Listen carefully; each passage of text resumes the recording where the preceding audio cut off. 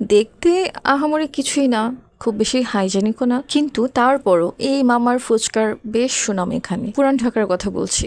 পুরান ঢাকায় জাহাঙ্গীর মামার ফুচকা খুবই বিখ্যাত, খুবই ফেমাস। অনেকে হয়তো খেয়েছেন যারা পুরান ঢাকায় থাকেন। আর তার ফুচকা বা চটপটির বিশেষত্ব হচ্ছে প্রচন্ড পরিমাণ ঝাল। ভুলেও যদি কেউ বলেছেন মামা একটু ঝাল দিয়েন তো, সর্বনাশ, কান্না করে বাসায় ফিরতে হবে। তাই তার কাছে ঝাল খাবো বলার আগে একটু বুঝে শুনে বলবেন যে কতটুকু ঝাল খেতে চাচ্ছেন। ওই যে বললাম বিখ্যাত, বিখ্যাত হওয়ার কারণটাই হচ্ছে এটা।